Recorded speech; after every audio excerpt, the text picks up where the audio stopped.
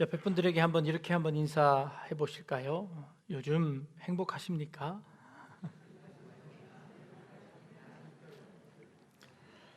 요즘 행복하신가요? 요즘 같은 시기에 무슨 행복을 논할 수 있겠습니까? 이 코로나라도 빨리 좀 지나가야 행복하던가 말던가 할 것이지. 여러분, 뭐가 되면, 뭘 이루면 행복해지실까요? 코로나가 끝나면 여러분 진짜 행복해지실까요? 뭘 하면 행복을 느끼실 수 있을까요? 우리 성도님들이 함께 모여 마음껏 교제하고 밥 먹고 또 여행 다니고 아까 우리 집사님 말씀하신 것처럼 그러면 진짜 행복해질까요? 그런 날이 속히 왔으면 좋겠습니다. 우리 인간의 행복이라는 거 얼마만큼 지속될까요? 행복을 느끼는 순간이 우리 인생에서 얼마만큼 될까요? 영국 속담에 이런 말이 있습니다. 하루 행복하려면 목욕을 해라. 그러면 행복할 것이다. 하루가. 일주일이 행복하려면 이발을 해라. 머리를 잘라라. 그러면 일주일이 행복할 것이다. 한 달을 행복하려면 뭘 할까요? 결혼을 하랍니다. 결혼의 유효기간이 한 달밖에 안 된답니다. 한 해를 행복하려면 어떻게 할까요? 집을 사랍니다. 그러면 1년 동안 행복해질 거랍니다. 여기 영국 속담인데 중국 속담에는 조금 다릅니다. 하루를 행복하려면 낚시를 가거라. 일주일이 행복하려면 여행을 가고 한 달이 행복하려면 결혼을 하랍니다. 결혼은 어디 동서양망론하고 한 달밖에 유효기간이 안 됩니다. 한 해를 행복하려면 집을 사라라고 이야기합니다. 평생 행복하려면 어떻게 할까요? 어떻게 하면 될까요? 영국 속담은 정직하라라고 이야기합니다. 중국 속담은요, 남을 행복하게 해라. 그러면 평생을 행복할 것이다 라는 그런 교훈이 있습니다. 우리 기독교에서는 뭐라고 이야기할까요? 평생 행복하려면, 영원토록 행복하려면 뭘 해라 라고 가르칠까요? 예수를 믿어라. 그러면 영원토록 행복하게 될 것이다 라고 이야기합니다. 하루 지나서 없어지는 행복, 한 달 지나서 없어지는 행복, 1년 지나서 없어지는 행복은 진짜 행복일까요? 가짜 행복일까요? 여러분들 어떻게 생각하시나요? 하루 있다 없어지는 행복, 그거 진짜 행복일까요? 가짜 행복일까요?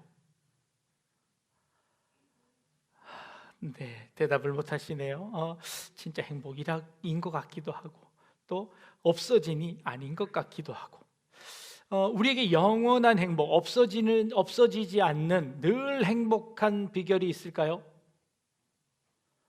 여러분 머리에 꽃 꽂고 다니시면 늘 행복합니다. 네, 이 땅을 살아가면서 늘 행복할 수는 없습니다. 그런데 우리는 순간순간 행복을 느끼는 겁니다.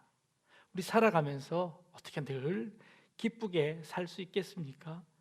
그럼에도 불구하고 이 삶을 살아가는 것, 그거 순간순간의 행복 때문이지 않겠습니까? 파블로프의 개 실험 아시나요? 개에게 먹이를 줄 때마다 종을 칩니다. 그랬더니 개는 이 먹는 것과 종 치는 것을 하나로 감정 연결고리를 만들어 버렸습니다. 그래서 나중에 먹이를 주지 않고 종을만 쳤는데도 불구하고 개의 입에서 침이 머금으며 행복한 그런 감정을 느끼더라는 겁니다. 파블로프가 이 실험을 하기 위해서 그 살아있는 개 700마리를 죽였답니다. 나중에 이 파블로프가 참 내가 잘못했다라고 고백하기도 했습니다. 어찌되었건 인간의 감정이라는 거, 이 행복감이라는 것이 어떤 조건에 연결되어 있더라는 겁니다. 그래서 어떤 한 심리학자가 이렇게 우리에게 하나 좋은 방법을 이야기합니다. 우리 삶을 살아가다가 순간순간 행복한 순간이 있으면 그 순간에 어떤 한 기호를 만들라는 겁니다. 나에게 기쁜 마음이 들거나 행복한 감정이 딱 들 때마다 손을 이렇게 오므리랍니다. 내게 아주 기쁜 생각이 들고 기쁜 순간을 만나면 요 기쁜 순간이구나 하고 이렇게 손을 만들랍니다. 그러면 나에게 생겼던 이 기쁜 감정과 내가 손을 이렇게 모은 것이 이렇게 감정의 고리가 이렇게 싹 연결된답니다. 그래서 막 우울하고 그럴 때 이제 그 감정을 잘 연결해 놓은 다음에 우울할 때 손을 이렇게 하면 마음속에서 기쁜 감정이 싹 솟아오른다는 겁니다. 마치 강아지가 먹이를 주지 않고 종을 쳤을 때 입에서 이렇게 침이 나오는 것처럼 불행할 때도 손을 이렇게 모으면 그 기쁜 감정이 싹 솟아오른다는 겁니다. 자, 그러면 요거는 진짜 행복일까요? 가짜 행복일까요? 슬플 때 내가 손을 이렇게 해서 옛날 기억들을 떠올립니다. 그러면 요거는 진짜 행복일까요? 가짜 행복일까요? 그리고 요 행복은 계속해서 유효할까요? 아무 때나 이렇게 하면 진짜 기쁜 감정이 싹 하고 행복한 감정이 느껴지게 될까요? 우리 행복은 이런 조건 반사도 아닐 겁니다. 오늘 우리가 읽은 본문에 이스라엘 백성들에게 하나님께서 이제 40년 광야 생활 다 마감하고 이제 저 가나안 땅 들어가거라. 내가 그 가나안 땅에 있는 모든 족속들 다 내어 쫓고 너에게 그 땅을 줄 것이다 라고 하나님께서 이스라엘 백성들에게 약속하시는 겁니다. 이스라엘 백성들은 행복했을까요? 안 행복했을까요? 행복했지요. 근데 그 행복이 얼마만큼 지속되었을까요? 땅을 얻고 집을 얻었으니 한 1년쯤은 행복했을까요? 이스라엘 백성들이 요단강을 건너자마자 그들 앞에는 커다란 여리고성이 버티고 있었습니다. 그 여리고성을 지나지 않고는 그 땅을 차지할 수 없게 되었습니다. 요단강을 건널 때는 참 행복했을 겁니다. 그런데 건너고 나니까 금방 근심이 찾아왔습니다. 여리고성을 하루에 한 바퀴씩 돌고 제7일째 되는 날 7바퀴 돌아라. 그렇게 해서 돌았더니 그 여리고성이 와르르 무너졌습니다. 그리고 그 성을 차지할 수 있게 되었습니다. 기뻤을까요? 네, 기뻤지요. 근데 그 기쁨이 얼마나 갔을까요? 바로 그 다음 성, 조그만 아이성을 치려고 갔는데 그 아이성 전투에서는 그냥 대패를 합니다. 어마어마한 실패를 해버립니다. 좌절합니다. 그리고 다시 그 성을 점령해야 하는 그 어려움과 고난 가운데 들어갑니다. 그 다음은 그 아이성을 전투를 이긴 다음에는 행복했을까요? 아니요. 이스라엘 백성들은 늘 전쟁했었고 늘 싸움을 했었습니다. 그들의 행복은 뭐였을까요?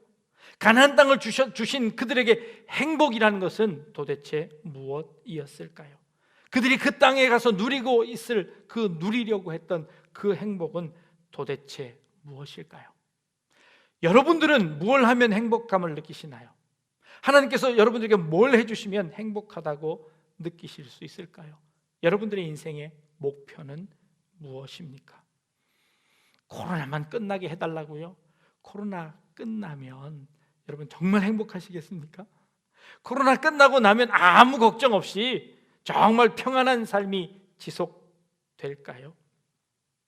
오늘 우리 주보에 고3 학생들의 기도 제목을 넣어드렸습니다. 우리 고3 학생들의 그 목표는 뭘까요? 이제 한 달 채 남지 않은 수능 시험을 잘 보는 겁니다. 그래서 물론 좋은 대학 들어가면 좋지만 그것 상관없이 이 입시 지옥만 빨리 끝났으면 좋겠다 하는 게 그들의 목표일 겁니다. 그래서 좋든 안 좋든 빨리 대학 가서 마음 놓고 놀고 싶어 하는 게 이들의 꿈일 겁니다. 그런데 대학은 왜 가는 거지요? 대학은 공부하러 가는 겁니다. 더 어려운 공부하러 가는 게 대학입니다. 그 대학 가서 더 심도 있게 더 넓은 공부를 해야 하러 대학 가는 것이죠. 대학 가는 것으로 우리의 인생의 목표가 끝나지 않고 그것으로 우리가 다 행복하게 되지 않는다는 겁니다. 들어가면 곧바로 또 다른 걱정이 생깁니다. 이거 나 졸업하고 나면 뭐 해먹고 사나? 자격증 따야지요. 시험 공부해야지요. 학점도 신경 써야지요. 신경 써야 될 게 얼마나 많은지 모릅니다. 우여곡절 끝에 졸업했습니다. 그리고 좋은 직장 얻었습니다. 그러면 우리는 행복할까요? 그것도 순간일 겁니다. 그리고는 곧 이제 누구와 결혼해야 하나 하고 결혼 걱정을 할 겁니다. 그리고 결혼하면요, 좋은 사람 만나서 결혼했습니다. 그러면 걱정이 없어질까요? 아니요. 또 애는 또 왜 안 생기는지, 또 애가 생기면 그것으로 끝나나요? 아니요. 그 아이 커서 공부시켜야지요. 과외시켜야지요. 그래서 뭐 합니까? 좋은 대학 보내야죠. 좋은 대학 보내면 끝입니까? 직장 취직해야죠. 취직하면 끝인가요? 아니, 장가를 보내야지요. 시집을 보내야지요. 아니, 우리의 걱정은, 우리의 목표는 늘 이렇게 쳇바퀴 돌듯이 뺑뺑 돌아가는 겁니까? 그러면 우리는 언제 행복함을 느끼는 걸까요? 우리는 언제 행복해야 하나요? 우리는 언제 목표를 다 이루게 되는 걸까요? 쳇바퀴처럼 도는 인생이니 그냥 포기해 버릴까요? 아니요, 그럴 수 없습니다. 쳇바퀴처럼 도는 인생이지만 우리는 그 인생 가운데 행복을 찾습니다. 그 순간순간에 행복을 찾습니다. 결혼해서 아이가 태어납니다. 그 태어나는 그 순간의 행복을 우리는 잊지 못합니다. 그 아이를 키우는데 그 아이가 누워있다가 뒤집습니다. 그날을 잊지 못합니다. 아이가 첫 발을 디디는 그 날을 잊을 수가 없습니다. 가방 메고 초등학교 들어간다고 1학년 입학하는 그 순간, 그 행복을 우리는 잊지 못합니다. 그거 다 행복 아닌가요? 우리의 인생을 살아가면서 그 순간순간 느끼는 그 행복 때문에 우리 인생을 살아내는 것이라 여겨집니다. 우리에게 영원한 행복이라는 것은 저 천국에서만 가능한 일입니다. 이 땅을 살아가는 동안에는요, 어려움이 있습니다. 그러나 어려움만 있는 것이 아니라 순간순간 그 어려움 속에서 그 어려움을 딛고 이길 수 있는 힘을 주시는 그 행복을 주시는 것이지요. 그래서 우리는 그 행복에 감사하며 살아가는 겁니다. 하나님의 뜻은요, 데살로니가전서 5장 16절 18절 말씀을 보니까 우리가 너무나 잘 아는 말씀이 한 구절 나옵니다. 항상 기뻐하라, 쉬지 말고 기도하라, 범사에 감사하라. 이것이 그리스도 예수 안에서 너희를 향하신 하나님의 뜻이니라 라는 말씀이 나옵니다. 하나님의 뜻은 우리가 항상 기뻐하는 거고, 쉬지 말고 기도하는 거고, 범사에 감사하는 것이 하나님의 뜻이랍니다. 하나님, 우리가 어떻게 항상 기뻐합니까? 우리가 하나님 어떻게 범사에 늘 감사하며 살아갈 수 있습니까? 그 불가능한 것 아닙니까? 지금까지 이야기하지 않았습니까? 그런데 그게 하나님의 뜻이랍니다. 그렇다면 하나님의 뜻이라는 건 뭘까요? 어쩌면 이것은 하나님께서 우리에게 하는 명령이 아니라 하나님의 약속이지 않을까 생각합니다. 이 말씀은 하나님께서 내가 너희에게 항상 기뻐하게 해주겠다, 너희에게 범사에 감사할 수 있게 하겠다, 내가 너희와 쉬지 않고 교제하며 기도로 대화할 수 있도록 너희들에게 축복 주겠다 라고 하신 것이 하나님의 뜻 아닐까요? 그런데 우리가 그 순간순간을 놓치고 그 순간순간 하나님이 함께 하시는 그 순간을 잃어버리고 하나님이 주신 축복을 놓치고 살아가는 것은 아닐까 하는 생각이 듭니다. 하나님께서 약속하신 축복은 항상 기뻐하는 것인데 그 기쁨을 우리가 놓고 있는 것은 아닌가 하는 생각이 듭니다. 오늘 너희가 들어갈 그 가나안 땅, 거기서 내가 집 주고 땅 주고 거기서 살게 할 것이다 라고 말씀하십니다. 그런데 그 하나님께서 그렇게 다 주고 기뻐하고 범사에 감사하고 그리고 그렇게 살아갈 수 있는 그 땅을 다 주면서 이스라엘 백성들이 그것을 누리라고 하는데 이스라엘 백성들이 그것을 누리지 못하는 겁니다. 우리가 그 축복을 다 찾아 먹지 못하고 있는 것은 아닌가 그런 생각이 듭니다. 그 이유가 무엇일까라는 것이 오늘 본문에 하나님께서 내가 그 땅 사람들을 다 쫓아내고 그리고 그 땅에 들어가서 땅도 주고 집도 주고 다 줄 터이니 거기서 기쁨을 누려라 라고 하시는데 이스라엘 백성들은 그 땅에서 기쁨을 누리지 못하는 이유가 있습니다. 거기 들어가서 너희들이 해야 할 한 가지 전제 조건이 있습니다. 그것이 무엇이냐면 이런 겁니다. 30절 너는 스스로 삼가 내 앞에서 멸망한 그들의 자취를 밟아 올무에 걸리지 말라. 또 그들의 신을 탐구하여 이르기를 이 민족들은 그 신들을 어떻게 섬겼는고 나도 그와 같이 하겠다 하지 말라. 조건이 하나입니다. 하나님께서 이스라엘 백성들에게 그 축복을 누리는 조건으로 한 가지, 이방 신을 섬기지 말라라는 겁니다. 스스로 올무에 걸리지 말라라는 겁니다. 그것을 섬기지도 말고 탐구하지도 말라라고 하는 것, 우상 섬기지 말라는 겁니다. 항상 하나님께서는 이스라엘 백성들에게 요구한 거 이거 하나밖에 없었습니다. 그런데 이스라엘 백성들이 이거를 못 지키는 겁니다. 그리고는 자꾸 그들의 신을 섬기는 겁니다. 그래서 그들이 올무에 빠져서 그 기쁨을 누리지 못하는 모습을 봅니다. 오늘 대표적인 그 이방 신 하나를 소개하는데요, 몰렉이라는 신입니다. 암몬 족속들이 섬기던 몰렉이라는 신인데요, 최근에 고고학자들이 그 두로 지역에서 이 몰렉이라는 신을 발견하게 됩니다. 신상을. 근데 이 몰렉이라는 신은 어떻게 생겼냐면 얼굴은 소처럼 생겼습니다. 그리고 이 소가 이 앞발을 들고 서 있습니다. 근데 이 앞발은 앞을 향하여서 이렇게 두 손을 들고 있습니다. 근데 이 우상은요, 이 가운데 있는 안에 몸통이 전부 다 비어 있습니다.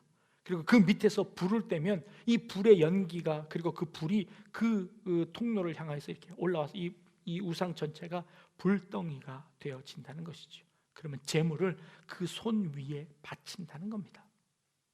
누구를 바쳤을까요?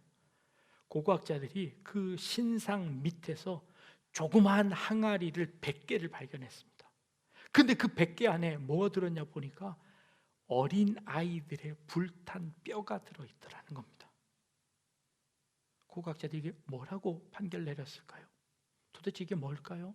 죽은 아이들을 그곳에 매장한 것일 것이다 라고 추정하는 학자들도 있습니다. 그런데 성경에 보니까 이 몰렉에 대해서 정확하게 설명하는 구절이 있습니다. 레위기 20장 2절에서 5절 보니까 너는 이스라엘 자손들에게 또 이르라. 그가 이스라엘 자손이든 이스라엘에 거류하는 거류민이든지 그 자식을 몰렉에게 주면 반드시 죽이되 그 지방 사람들이 돌로 칠 것이다. 나도 그 사람에게 진노하여 그를 그의 백성 중에서 끊으리니 이는 그가 그의 자식을 몰렉에게 주어서 내 성소를 더럽히고 내 성호를 욕되게 하였습니다. 그가 그의 자식을 몰렉에게 주는 것을 그 지방 사람이 못 본 채 하거나 그를 죽이지 아니하면 내가 그 사람과 그의 권속에게 진노하여 그와 그를 본받아 몰렉을 음란하게 섬기는 모든 사람을 그들의 백성 중에서 끊으리라. 긴 절에 몰렉에게 자녀를 바치는 자가 있으면 그 성읍 사람들이 그가 이스라엘 사람이건 아니면 거류민이든 간에 죽여라. 혹시 죽이지 아니하면 하나님이 진노하셔서 그들을 이스라엘에서 제하여 버릴 것이다. 하나님이 그 몰렉에게 자녀를 바치게 하는 그 사람을 치를 떨면서 금지시키고 있는 모습을 발견할 수 있습니다. 몰렉에게 자녀를 바쳤다는 겁니다. 그 뜨겁게 달구어진 그 몰렉 신 앞에 그들이 그 아이를 거기다가 태워 죽이는 겁니다. 당시의 고대 사회는 아이를 인간으로 취급하지 않았습니다. 아이들이 걷기 전까지 아이를 살아있는 아이로 인격으로 취급하지 않은 것은 확실합니다. 그러나 그렇다 치더라도 그 아이를 바친다는 것은 굉장히 부도덕한 일이지요. 그런데 그런 일들이 우상 숭배하는 그 일들에 만연하게 있었다는 겁니다. 이스라엘 가나안 땅에 들어가거든 너는 절대 그 몰렉에게 아이를 바치는 그 습관을 탐구하지도 말고 따라하지도 말고 그를 섬기지도 말라고 엄격하게 금지하고 있는 모습을 보는 겁니다. 그런데요, 이 일들이 언제 일어나는 줄 아십니까? 이스라엘의 역사가 쫙 지나가고 이스라엘이 남쪽과 북쪽이 나누어졌습니다. 북쪽 이스라엘이 먼저 망하지요. 북쪽 이스라엘이 먼저 망하고 그 다음에 남쪽 유다가 망하게 됩니다. 북쪽 이스라엘 마지막 왕은 호세아 왕이고 호세아 왕이 있을 때 남쪽의 왕은 아하스 왕입니다. 근데 북쪽 이스라엘이 왜 망했는 줄 아십니까? 이 호세아 왕이 이방 신을 섬겼는데 열왕기상 하서 17장 17절에 그 호세아 왕이 몰렉에게 그 자녀를 바치더라라고 기록되어 있습니다. 똑같이 그 시대의 남쪽 유다의 아하스 왕은 어땠나요? 아하스 왕도 여전히 16장 3절에 몰렉에게 그 아이를 바치더라라고 기록하고 있습니다. 하나님께서 들어가기도 전에 그렇게 금하셨던 그 몰렉에게 그 아이를 바치는 그 풍습이 이스라엘이 멸망할 그때에 똑같이 그 작태가 일어나고 있더라는 겁니다. 그때 아수르가 와서 이 북쪽 이스라엘을 멸망하게 됩니다. 북쪽 이스라엘 이제 역사가 끝나버립니다. 그때 남쪽 아하스 왕도 그 일로 인하여서 아하스 왕은 죽습니다. 그리고 그 다음 태어난 그 아들이 히스기야 왕입니다. 남쪽 유다의 히스기야 왕은 왕으로 등극하자마자 한 일이 무엇인지 압니까? 산당을 모두 다 없애고 그 몰렉을 섬기는 신들을 다 쫓아버렸습니다. 그리고 몰렉에게 자녀를 바치는 일을 금지시켰습니다. 그것이 히스기야가 한 일입니다. 하나님께서 남쪽 유다를 조금 더 길게 남겨두셨습니다. 그들이 왜 그런 우상을 섬겼을까요? 그들이 왜 몰렉을 섬겼을까요? 그 몰렉은요, 그 가나안 땅에서 농사를 주관하는 신이었습니다. 그들에게 복을 준다고 믿는 신이었습니다. 그들에게 믿던 그 우상들을 탐구해 보니 그들이 그 우상에게 절하면 비가 내리고 농사가 잘 되고 가족들이 아프지 않고 건강하게 되더라는 겁니다. 자신의 복을 누리기 위해서 더 부자가 되더라는 겁니다. 그래서 그 몰렉에게 섬기기 시작했습니다. 내 아들 하나 희생해서 다른 사람 더 잘 살게 되는 인간의 욕심으로 말미암아 자녀를 몰렉에게 바치게 되었습니다.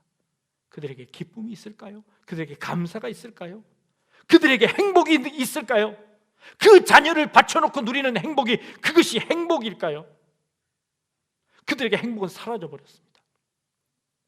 그들에게 기쁨은 사라져버렸습니다. 늘 욕심 가운데 그 재물에게 뭔가를 바치고 얻어내려고 하는 그 욕심 가운데 살아가는 그들에게 더 이상 기쁨과 행복은 없습니다. 하나님이 항상 기뻐하라고 그 땅을 주셨는데, 범사에 감사하라고 주셨는데, 그 땅 가운데서 하나님과 교제하라고 하나님이 주셨는데 그 모든 것 다 잊어버리고 이제 늘 그 욕심을 쫓아가는 그런 사람들로 변해버렸습니다. 혹시 여러분들의 그 기쁨 잃어버린 이유가 몰렉에게 자녀를 바쳤기 때문은 아닌가? 우리 자신들 돌아보십시오. 우리가 혹시 우상을 섬기고 있는 것은 아닌가 한번 돌이켜보십시오. 현대의 우상은 무엇일까요? 돈입니다. 돈 분명히 있어야 합니다. 그거 우리에게 참 유익을 주는 겁니다. 그게 우리의 신이 되어버렸습니다. 만몬이 되어버렸습니다. 요즘 부동산 가격 연일 뉴스에 등장하고 있습니다. 주식 열풍이 불고 있습니다. 심지어 영끌이라는 단어를 들었습니다. 영혼까지 끌어모아서 집을 산답니다. 이게 도대체 말이나 되는 겁니까? 그거 집 사면 그 1년 좋답니다.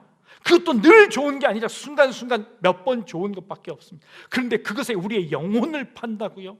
그것에 우리의 영혼을 끌어모아서 그것을 산다고요? 어디서 그런 말이 나옵니까? 어디서? 우리의 영혼이 그 정도의 값어치밖에 안 되는 겁니까? 우리의 영혼을 끌어모아 그것을 산다는 것이, 우리의 젊은이들이 그곳에 뛰어든다는 것이 말이나 되는 일입니까? 우리의 영혼은 영원을 바라보는 겁니다. 영원을 바라보며 사는 것, 물론 있어야 합니다. 우리에게 필요합니다. 꼭 있어야 되는 것들 중에 하나입니다. 우리는 그것을 다스려야 합니다. 우리는 그것을 사용하는 것뿐입니다. 우리의 영혼까지 팔아가며 그것을 얻는다면 우리가 그것을 통하여서 어떤 기쁨을 누리겠습니까? 우리가 어떤 행복을 누리겠습니까? 그거 얻었다고 해서 우리가 행복하겠습니까? 아니죠. 우리의 행복은, 우리의 기쁨은 그곳에 있지 않습니다. 우리의 기쁨은, 우리의 행복은 그곳에 있지 않습니다. 하나님이 주시겠다고 하신 그 기쁨들, 항상 기뻐하라고 하신 그 기쁨들은 세상이 주는 그런 기쁨들이 아님을 압니다. 비록 우리에게 부족한 것이 많고, 비록 우리가 제한되는 것이 많고, 우리가 비록 할 수 있는 일들이 그렇게 많지 않지만, 우리 가진 것이 그렇게 많지 않지만, 그래도 우리는 순간순간 기쁨을 찾습니다. 하나님이 우리의 세상이 알 수 없는 그 기쁨을 우리의 가슴 속에 주십니다. 세상이 알 수 없는 그 기쁨을 순간순간 우리의 마음 속에, 우리의 영혼 속에 하나님이 허락하시는 줄로 믿습니다. 그 하나님의 기쁨 발견할 수 있길 바랍니다. 그리고 하나님의 그 기쁨 누리는 여러분들의 삶이, 여러분들의 인생이 되실 수 있기를 바랍니다. 코로나라고요? 아니, 그것이 우리의 기쁨을 감출 수 없습니다. 그것이 우리의 이 감사를 막을 수 없습니다. 그것이 하나님의 그 은혜를 막을 수 없습니다. 우리에게 주시는 그 하나님의 그 은혜, 기쁨, 그 감사 넘쳐나는 여러분의 인생 되기를 원합니다. 추수감사절을 맞이합니다. 여러분, 잃었던 감사들 회복할 수 있기를 바랍니다. 잃었던, 잊어버리고 있었던, 잠시 하나님과 거리가 멀어졌던 그 기쁨들, 그 은혜들 회복하셔서 여러분들의 입술에, 여러분들의 삶에 감사가 넘쳐날 수 있는 그런 여러분들의 인생 되시기를 주님의 이름으로 축복합니다. 기도하겠습니다. 하나님, 항상 기뻐하고 쉬지 말고 기도하고 범사에 감사하는 것이 하나님의 뜻임을 압니다. 하나님께서 그 모든 것들을 우리에게 허락하셨건만 세상 것에 눈을 돌리며 우리의 욕심으로 인하여, 우상으로 인하여 우리가 그 기쁨을 누리지 못했던 것을 고백합니다. 이제 우리의 삶 가운데 그 기쁨을 회복시켜 주옵소서. 우리의 감사가 회복되게 하여 주옵소서. 예수님의 이름으로 기도합니다. 아멘.